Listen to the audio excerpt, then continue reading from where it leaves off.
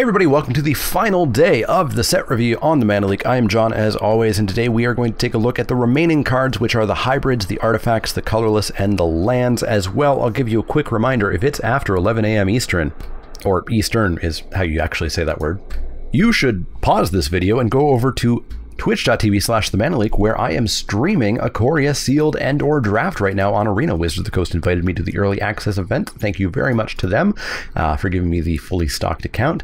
And you can see the set being played live and hang out and see what a live Twitch stream with me is like. It's a little bit different than videos. It's more casual. I make a lot more mistakes and it's a lot of fun. But you're here for a set review, so let's get started with the hybrid cards to start. And hopefully I don't forget to go back to the colorless cards.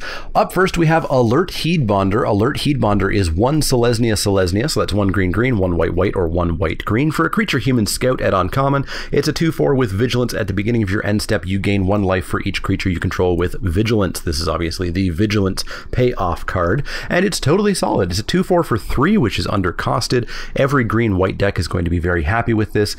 2/4 for 3 that gains 1 life. That is like the strongest C+ to ever exist. I don't think we go up to a B-. If you do have a whole bunch of vigilance things, maybe we creep it up to a B-. I think the big trick here, and the big trick with all these cards, is to remember that this is not necessarily a Selesnya card. If you're in green-black, I'll play this card for 1 green green. It'll be like a 20-second card, but I'll play it for 1 green green. If I'm in white red, I'll play it for 1 white white. This is not actually a double colored card. Do keep that in mind. As it is, I think it's a C+ or a B- kind of wherever you play it, but it is just a very efficiently costed creature. Up next is Cunning Nightbonder. Cunning Nightbonder is Dimir, blue, blue, black, black, or blue and a black for a creature human rogue at uncommon. She is a 2/2 with flash. Spells with flash you cast cost 1 less to cast, and they can't be countered. Can't be countered, of course, tends to be a little bit less impactful in limited. As counter spells have gotten better, they have started to become a little bit more relevant. We all remember that card from Theros that I can't remember the name of right now. Destiny Spinner. We all remember Destiny Spinner. But yeah, this card's just kind of okay. It's a 2/2 flash for 2, which is fine. We've seen that before. Spells that have flash cost 1 less. That's not terribly exciting. The flash spells aren't exactly super expensive. And as we talked about yesterday with one of the cards that cared about flash, a lot of the flash cards aren't terribly playable, but some of the good ones are definitely good for sure. So I don't think Cunning Nightbonder is all that amazing, even in the correct deck. I don't think you're playing this in your blue-white deck for blue-blue, or you're in your black-green deck for black-black. I think she's kind of at the C range, maybe a C+ range, but that's about it. CC+ for Cunning Nightbonder. Up next is Fiend Artisan. Fiend Artisan is Golgari, black, black, green, green, or black and a green. For a creature nightmare at Mythic, it's a 1/1. It gets +1/+1 for each creature card in your graveyard. You can pay X and a Golgari and tap it and sacrifice another creature to search your library for a creature card with converted mana cost X or less. Now, I and others did misread this because it reads like Birthing Pod. The X is the X casting cost. The X has nothing to do with the creature that you sacrifice. So you find a creature with CMC X or less, put it onto the battlefield, then shuffle your library, activate this ability only anytime you can cast a sorcery. This card seems super, super, super good. It is a 1/1 for 2, which is not good, but almost frequently always is going to be at least a little bit bigger, perhaps a lot bigger. And then being able to just dunk your mana into this.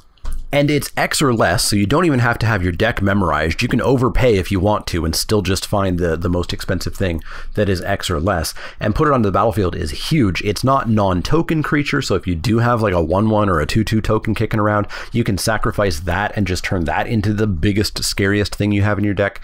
This card seems fantastic. It seems like a slam dunk first pick. I don't think we're going to go to A+ just because it does take work, and you know, it can get a little bit screwed up if you do draw like all of your great cards right away, and the best thing you can do is downgrade your good cards. It is sorcery speed, so it is not going to be protecting from removal or anything like that, but it is still a very, very good card, and I think it is a solid A. Solid A for Fiend Artisan.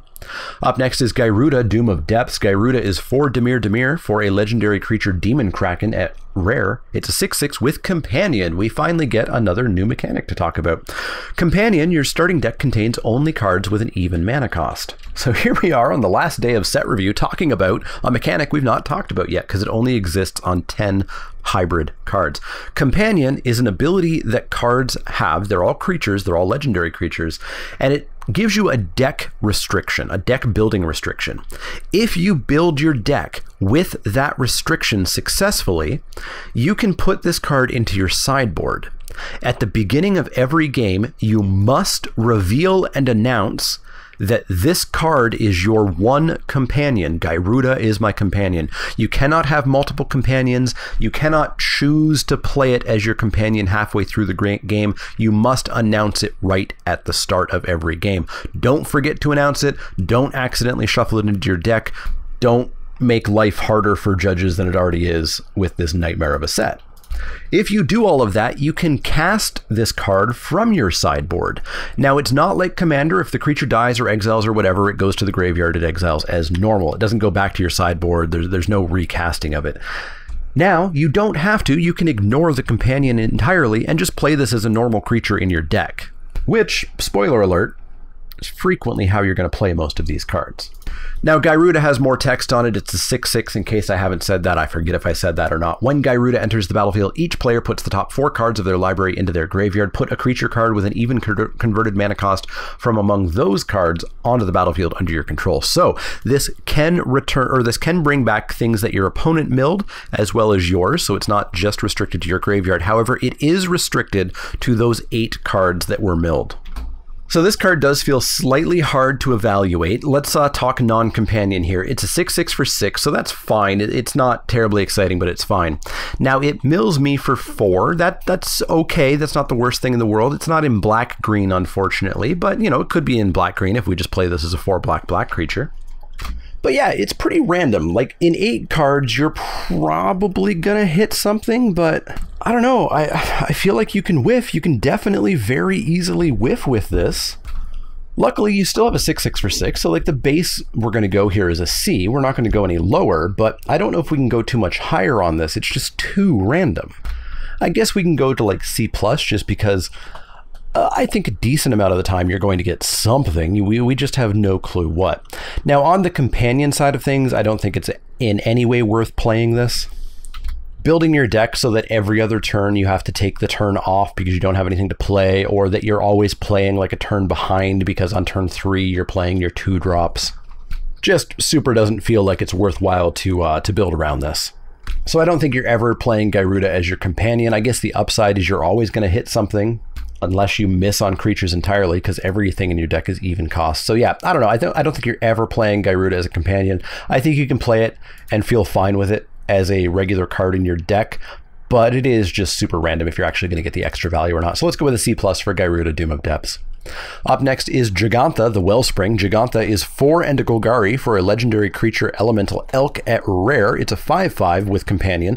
No card in your starting deck has more than 1 of the same mana symbol in its mana cost. You can tap Giganta to add white, blue, black, red, green, Wooburg. However, hilariously, this mana can't be spent to pay generic mana costs. You can only use it to pay colors, which means this does not sound terribly exciting to me. And by terribly exciting, I mean I am playing it 100% of the time in every single red-green and or red-green deck that I'm playing. It is a 5/5 for 5, so it absolutely passes the vanilla test, and this can essentially be looked at as tap, add 1 or 2 mana to your mana pool. The extra mana is just not really going to be all that useful. And so I also don't think you're going to bother building your deck around this either. There's just enough powerful cards that have blue-blue or green-green or whatever in their casting cost, and there's no way that you want to exclude those just so that you have a 5/5 on turn 5 every game. That is an upside. That is absolutely an upside, that you have 5/5 on 5 every single game. But I don't think it's worth doing it. I think if you stumble into actually having this met, 100% you put this in your sideboard, because it's just like you have an 8-card starting hand and it's great. But I don't think you should get crazy excited about this. I think it is just like a B-. I don't think it's any better than that. We are ramping, but we're ramping on turn 5. So B- for Giganta, the Wellspring. Up next is Jubilant Skybonder, which has ludicrously similar art To Elite Guard Mage, my preview card from Ravnica Allegiance, I have to do a double take every time I look at this because the perspective's the same. It's so similar. Anyways, Jubilant Skybonder is 1 Azorius. Azorius for a creature, human wizard at uncommon. It's not a bird, it's not a bird, it's not a bird. It's a 2/2 flyer. Creatures you control with flying have spells your opponent casts that target this creature have cost 2 more to cast. So we've got a 2/2 flyer for 3. That's a Windrake. That's totally fine. And it makes my other flyers a little bit harder to kill. A little bit to a lot bit harder to kill. This card's just super duper good. You're going to play this 100% of the time in every white, every blue, and every blue-white deck. And if you happen to be flyers, it's going to be even better than that. It doesn't go into the B- range, I don't think, unless you are literally a flyers deck, period. But in every other deck, it is a strong C+, C+ for Jubilant Skybonder. Up next is Kahira, the Orphan Guard. Kahira is 1 Selesnya for a legendary creature cat beast. At rare, it's a 3/2 with companion. Each creature card in your starting deck is a cat, elemental, nightmare, dinosaur, or beast card. That explains partly why so many cards are cat beasts or etc. It's got vigilance, and each other creature you control that's a cat, elemental, nightmare, dinosaur, or beast gets +1/+1 and has vigilance. So I don't want to wrestle with Scryfall to determine exactly how many cards you could potentially have available to you in order to satisfy this in green and white, or perhaps a third color as well. But I think it's going to be exceptionally difficult to actually satisfy this companion in draft, and literally impossible in sealed. So I don't think you're ever playing this as a companion. If you do, send me a screenshot, because congrats. As is, it's a 3/2 for 3 with vigilance, which is okay. And if I can like half build my way to being a cat, elemental, nightmare, dinosaur, beast deck, it'll be pretty decent. I think this is like a B, assuming you do actively attempt to build around it. If you do only have like a couple of these creature types kicking around, it's more of a C+. But yeah, it's a C+ to B depending on how you build it, and I don't think you're ever using it as a companion. Up next is Kuroga, the Macro Sage. Kuroga is 3 Simic for a legendary creature, dinosaur, or hippo. At rare, it's a 5/4 with companion. Your starting deck contains only cards with converted mana cost 3 or greater and land cards. When Kuroga, the Macro Sage, enters the battlefield, draw a card for each other permanent you control with converted mana cost 3 or greater. This one maybe you could play as your companion. There are quite a lot. In fact, there are way more cards that cost 3 or more than there are that cost 2 or 1 in green and blue. But you are giving up some pretty useful utility cards by doing this. Now, if you can, you do get a 5/4 on turn 5 every single game that you have 5 mana anyways. And that card is probably going to draw you a card or 2, or maybe 3, but we'll see. And that's just fine. Just having a guaranteed 5/4 every turn 5 is not too shabby. Now again, if I, get past a really good 1 or 2 drop in green blue and I already have this card, I'm going to take that really good 1 or 2 drop in green or blue and play it and just put this into my deck as normal. But if I do end up with 3 or more, I think this is a companion that I will absolutely consider playing. But I'm not going to go out of my way for it because it is just a totally fine card to put into your deck as well. I think this is around a solid B- as written, and if you do get it as a companion, it's kind of like a B just because it is always in your starting hand. Up next is Loras of the Dream Den. Loras of the Dream Den is 1 Orzhov for a legendary creature cat, nightmare. At rare, it's a 3/2 with companion. Each permanent card in your starting deck has converted mana cost 2 or less. It's a 3/2 lifelink. During each of your turns, you may cast 1 permanent spell with converted mana cost 2 or less from your graveyard. I super don't know about playing this one as a companion. Having a deck that is entirely 1 and 2 drop sounds like one of the worst decks ever made. The upside of always having a creature on turn 3 that has lifelink and is going to allow you to just recur all of those creatures that you are just turning sideways every turn is cool. But you can only play 1 of those cards each turn, so you can't double spell or anything out of the graveyard. And if your opponent kills this, you have a deck that is 1 and 2 drops, and that is it. So I think this is like an F as a companion, but it is a 3/2 for 3 with lifelink, and still that ability in your deck. So I think you'll happily play this in every black-white deck, especially the ones that are a little bit more aggro slanted. So I think it is like a strong C+, perhaps even a B- if you do have a good number of 1 and 2 drops in your deck, but I don't think you should ever attempt to companion this.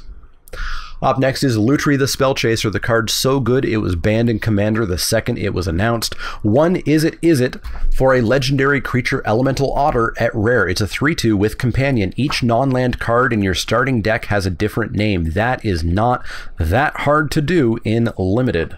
It's got flash, and when Lutri the Spell Chaser enters the battlefield, if you cast it, copy target instant or sorcery spell you control. You may choose new targets for the copy. Lutri looks pretty darn good in your deck as a 3/2 flash. That is a fine stats.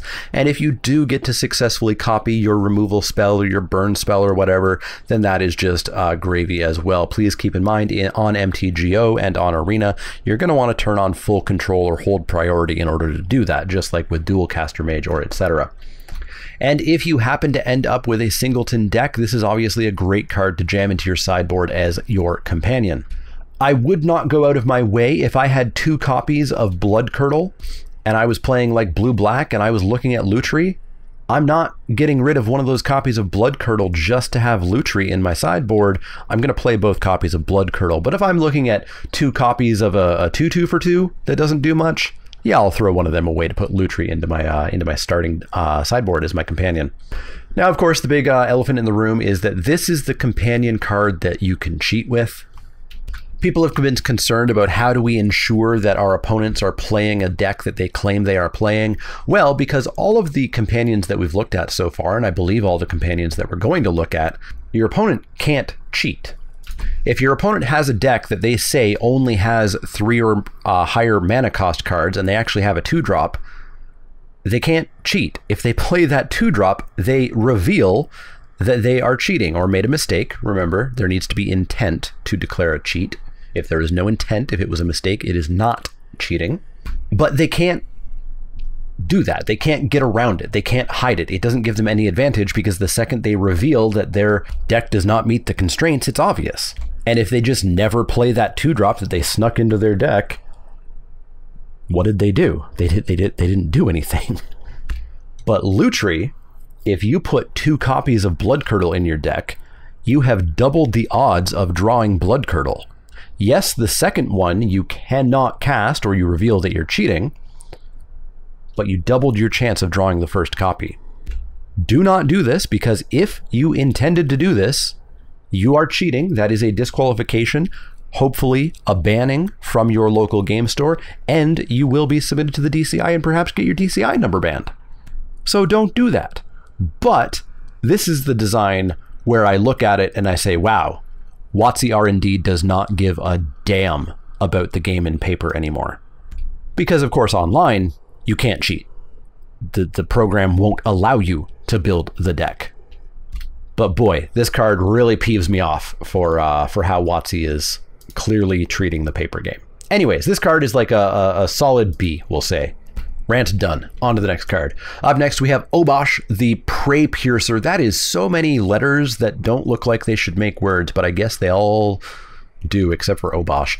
3 Rakdos for a legendary creature, Hellion Horror at rare. It's a 3/5 with companion. Your starting deck contains only cards with odd converted mana costs and land cards. If a source you control with an odd converted mana cost would deal damage to a permanent or player, it deals double that damage to that permanent or player instead. This is another one where I just don't think that you want to hurt your deck to specifically build around this. Yes, you always get a 3/5 on turn 5, which does not sound very exciting.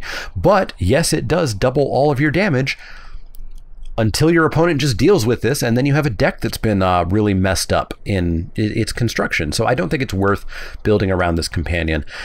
If you put this in your deck, it's probably fine. A 5 mana 3/5. I feel like we've seen cards similar to those stats. It's like a mammoth spider that's not quite so mammoth. And if you do get some bonus value off of it, cool. And I guess this is technically a 6/5 as long as it's on the battlefield. So it's probably a totally fine card to put in your deck, assuming you have some amount of odd drops. I guess if you happen to have mostly 2-drops and 4-drops, maybe it doesn't work that well. But yeah, I think this is around like a B- in most decks, and I'm just not looking to ever play it as a companion. Up next is Proud Wildbonder. Proud Wildbonder is 2 Gruul for a creature human warrior at uncommon. It's a 4/3 with trample. Creatures you control with trample you may have this creature assign its combat damage as though it weren't blocked. This card terrifies me. This is another card at uncommon that just says, oops, sometimes you win the game right away. if you have a couple of trample creatures, obviously you already have a bit of a threatening looking board, but if that represents like 8 or 9 damage and your opponent suddenly literally can't do anything about it unless they can instantly remove this Wild Bonder, that sucks. That's a lot of games that just end out of nowhere, and I don't like when games of Magic end out of nowhere. This card though is very good. It's a 4/3 for 4 with trample, which is fine, a-okay. And yeah, if you do have trample creatures, that just happens to be the second most represented mechanic. It just happens to be the red-green mechanic, obviously. This card's going to be very, very good in all of your red-green decks, and probably pretty decent in your green decks. I don't know about in your red decks. I'd have to look at the trample numbers again, but I think this card is just a solid B, assuming you are in any way, shape, or form looking like a trample deck. And yeah, games are just going to end out of nowhere with this. Up next is Sonorous Howl Bonder. Sonorous Howl Bonder is 1 Rakdos for a creature human warrior at uncommon. It's a 2/2 with Menace. Each creature you control with Menace can't be blocked except by 3 or more creatures. All of your Menace creatures get Super Menace. This card's fantastic. A 3-mana 2/2 that can't be blocked except triple blocked or more is nutty. And your other Menace creatures also having that is crazy as well. This card seems fantastic by itself. I think it's a B- by itself. Perhaps 2/2 is just a little bit too small. Maybe it is just a very, very, very, very, very, very strong C+. But if you do have other Menace creatures, it's just fantastic. So let's go B- for Sonorous Howl Bonder. Up next is Omori the Collector. Omori is 2 Golgari for legendary creature Ooze at rare. It's a 4/5 with Companion. Each non-land card in your starting deck shares a card type. That card type is going to be creature. You are not going to build an all instant deck, an all sorcery deck, an all enchantment deck, or an all artifact deck. You are just not. So the only thing you're building here is a 100% creature deck, which is just typically not good. So I don't think you are ever playing Omori. What does Omori do? Well, as Omori and the Collector enters the battlefield, choose a card type. Spells you cast of the chosen type cost 1 less to cast. You're probably choosing creature, even if this is not your companion, just because that's going to be what the majority of your spells are. And this is a totally solid card. It's a 4/5 for 4. It's going to essentially ramp all of your creatures from then on out. Totally solid. Do not build this as your companion. It is just not worth it. Your creatures do not get the ramp until turn 4. You know, your 1-drop, 2-drop, 3-drop, they don't cost any cheaper until Omori comes down. And then if your opponent kills Omori, you've lost your sole benefit of building your deck around this. So do not play this as your collector. It's an F as a collector. There's no reason to build towards it, but put it in every single green, black, and green, black deck you play. I think the stats alone are fantastic. So yeah, this is like a B, perhaps even just a B+ being played in your deck, but companion, F. Up next is Orion Sky Nomad. Orion is 3 Azorius for a legendary creature Bird Serpent at rare. It's a 4/5 with Companion. Your starting deck contains at least 20 more cards than the minimum deck size. It's got flying. When Orion enters the battlefield, exile any number of other non-land permanents you own and control. Return those cards to the battlefield at the beginning of your next end step. Control means on the battlefield, by the by. Doesn't mean in your library, in your hand, in exile, graveyard, etc. Absolute trash as a companion. You are never, ever, ever, ever, ever, ever playing this as your companion. Do not play a 60-card deck. I strongly disagree that there was really that much of a reason to do it in Theros, maybe 1 out of 50 times. And there is certainly no reason to be playing it in this format, and certainly not just so that you have a 4/5 on turn 5 flyer. So we're only going to evaluate this as though it is in your deck, and it's a 4/5 flyer for 5, which is pretty well statted, going to be scary. And if the flicker makes sense, cool, but I don't think I'm exactly building around this. So I think this is just like a B. It's super well statted. It's definitely a very real threat that exists, and it has the potential for upside, but I'm not going to rate it based on that upside. So a B for Orion Sky Nomad. Don't play 60 cards.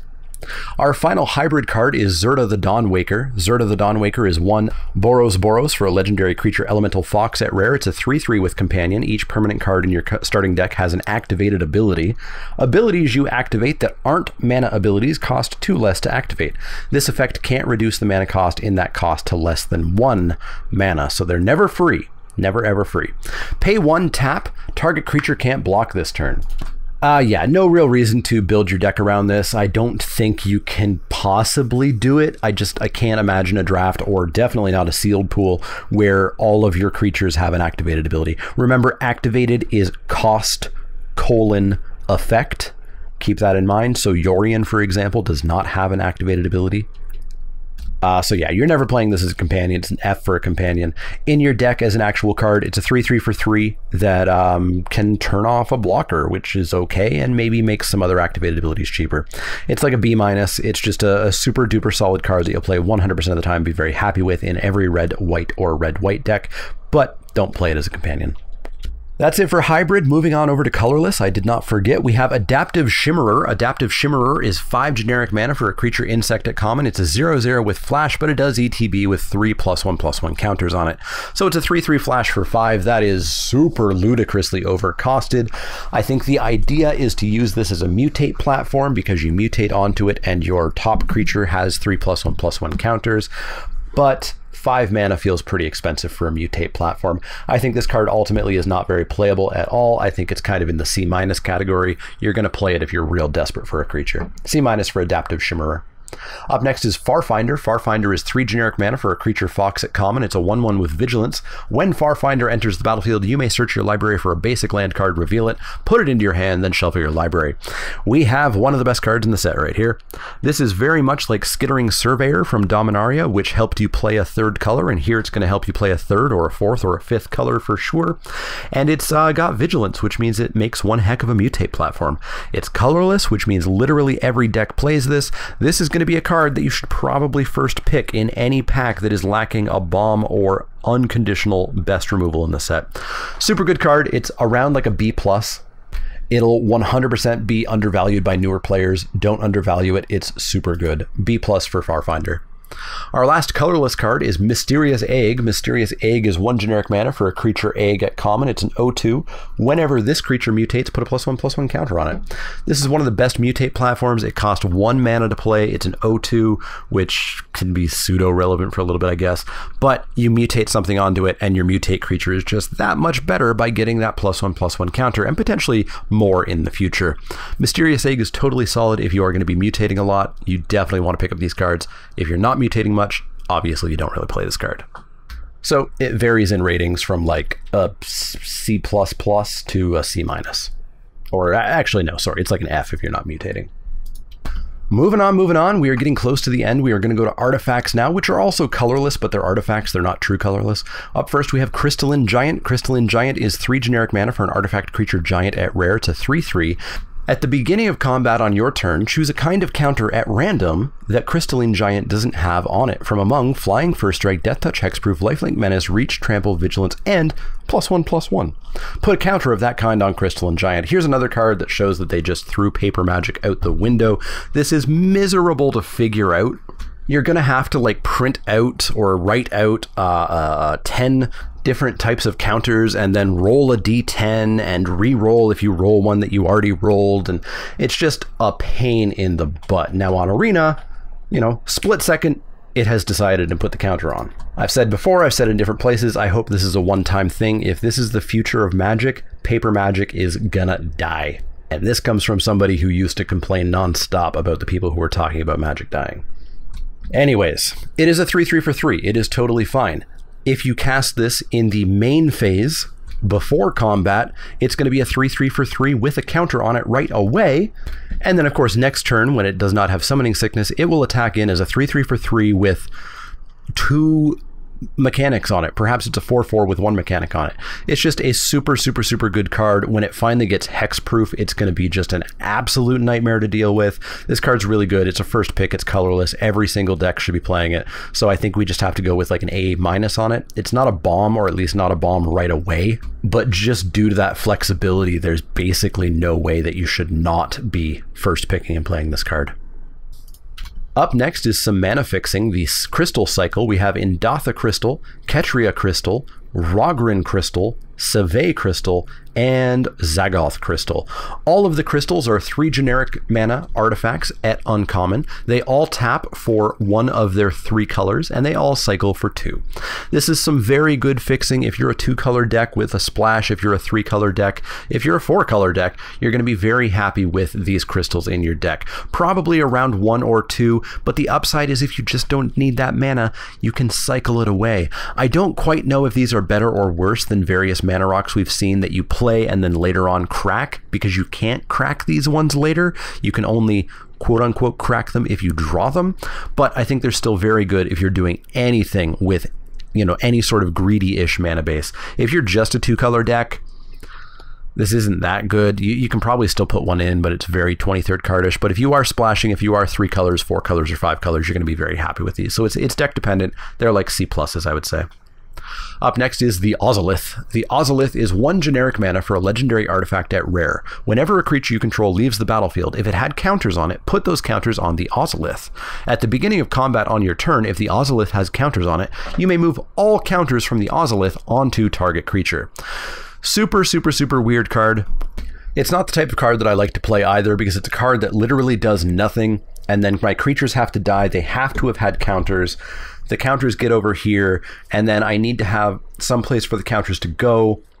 But I guess at least if they have some place to go, if I do have a creature, if that creature dies, they're just going back to the Ozolith, and they're just, you know, continuously cycling back and forth and back and forth and back and forth.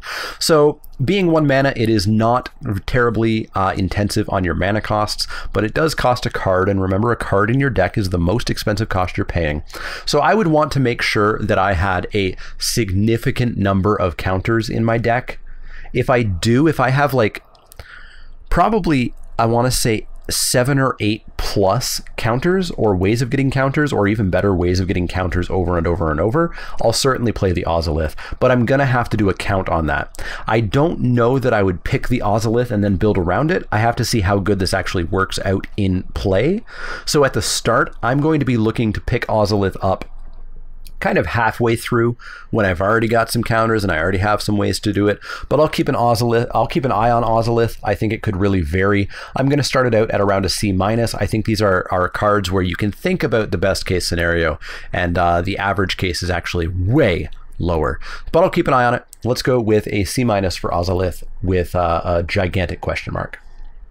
Up next is Sleeper Dart. Sleeper Dart is 2 generic mana for an artifact at common. When Sleeper Dart enters the battlefield, draw a card. Tap, sack Sleeper Dart. Target creature doesn't untap during its controller's next untap step. I don't know if this is worth it. I'm going to have to play with this card as well. 2 mana to draw a card and have this effect is nice. The effect is on the layaway. Unless you use it right away, your opponent knows it's going to be coming, so they can definitely plan around and they know what's going to happen. So I don't know if it's going to be good. The draw a card is what's going to be what saves this if it is good. I'm going to start it at a C-. I don't think I'm going to start actively playing this card, but I think it could creep up to a C or C+ range, but I don't think it's going to be, you know, actively good. It might just be fine. And I think there are just so many good cards in this set that we probably don't play this. I don't think I've given too many A's in this set review, but I've given a ludicrous amount of B's. Our last artifact card is Springjaw Trap. Springjaw Trap is 1 generic mana for an artifact at common. It's got flash. Pay 4, tap it, and sack it. It deals 3 damage to any target. I don't think I want this. It's a lot of mana to be doing 3 damage. Scalding Cauldron cost 3 to tap and sacrifice, and there was an artifact sub-theme in that set. I don't know about Springjaw Trap. I think it's probably like extremely 23rd cardish, maybe even like 24th cardish. I think we're going to put this at the C- range, and I don't think I want to play it most of the time. C- for Springjaw Trap. That's going to bring us through to the lands to finish up this set review. We have a cycle of 10 lands. These are the life gain lands that we first saw in Khans of Tarkir. We've got Bloodfell Caves, Blossoming Sands, Dismal Backwater, Jungle Hollow, Rugged Highlands, Scoured Barren, Swift Water Cliffs, Thornwood Falls, Tranquil Cove, and Wind-Scarred Crag. All of these are common lands, but I believe they do appear in the basic land slot. Unfortunately, I can't find any information right away about how commonly they show up. It appears that they don't always show up. So I suspect this might be like M20, where it was something like 1 in 5 packs have one. But unfortunately, with the billion different products that are out and the billion different ways to collect the billion different copies of the billion different Magic cards that exist, it is nigh on impossible to actually find this information anymore. But let's assume that they're showing up in some amount of booster packs in the basic land slot. They're obviously going to help with your fixing. If you are playing a 2-color deck, you will play them. If you're playing even one of these colors, you'll probably play them just as a tap land that gains you a life. It depends on how fast the format is, though. If it's too fast, you probably can't afford a tap land. And of course, if you are playing 3+ colors, they're just going to be really handy. So it's entirely deck dependent, but they're around like a C+ if you plan to use them. Up next is Bonder's Enclave. Bonder's Enclave is a land at rare, tap to add colorless. Pay 3 tap, draw a card, activate this ability only if you control a creature with power 4 or greater. Obviously, if you are in a stompy deck, probably red-green or at least green something, but maybe red something as well. You'll put this into your deck as long as you're not straining your mana base because, hey, it represents some amount of the time drawing cards for 3 mana when you have it available. So if you are built for it, I think this is around like a B-. But if you are playing 3 colors or 4 colors or 5 colors, you can't afford to put this land in your deck. You just can't. Up next is Evolving Wilds. Evolving Wilds is back. We know Evolving Wilds. We love Evolving Wilds. It's a land at common. You tap and sack it to search your library for basic land, put it on the battlefield, tap, then shuffle your library. If you are fixing, you want this card. It's going to be high in demand. It's going to be, you know, kind of like the Farfinder. It's going to be a very good card in this set, much better than normal. I might first pick it if the pack was absolute garbage. But yeah, very good card. It's like a strong C+, assuming you need it. I don't think you play it in a 2-color deck, but anything more, you're certainly going to love having it. And our final cards for the set are another cycle of lands, the Triomes. We have the Indatha Triome, the Ketria Triome, the Rogran Triome, the Savay Triome, and the Zagoth Triome. All of these are rare lands that have all 3 basic land types. So the Indatha one, for example, is a plain swamp forest. That means that they do tap for one of the colors that you choose of, you know, the basic land types. They do all enter tapped, and they do all cycle for 3. These are basically exactly the same as the life gain lands, except they tap for 1 more extra color of mana, which means they're even better for fixing, and you're going to be super, super, super, super happy to have these if you are going beyond 2 colors.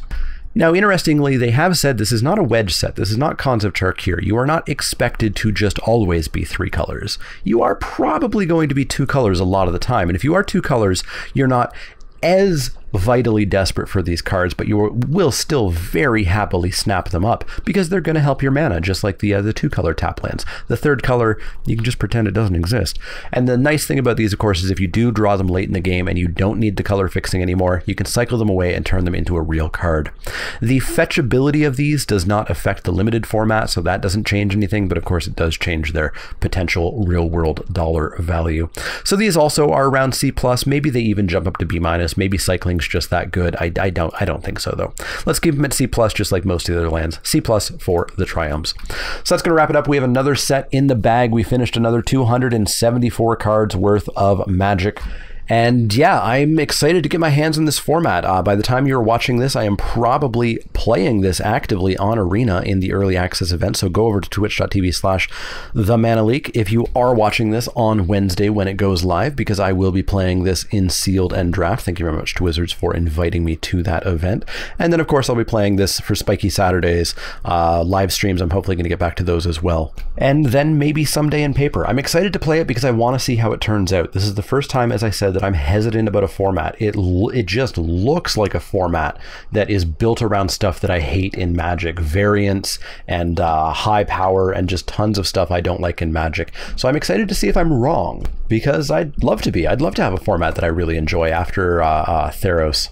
So let me know what you think about this set, what you're excited to play in this set, what your first impressions of this set are, if you've already played a little bit, because of course some of you might be watching this by the time it goes live on Arena and MTGO. It goes live on Thursday, April 16th, and that's how almost all of us are going to be playing this, thanks to the world being the way it is outside right now. So let me know anything you want to let me know. As always, if you do have any questions, comments, or suggestions, you can find me over on Twitter, Twitch, and Facebook. You can find me at patreon.com/TheManaLeek if you want to help out that way.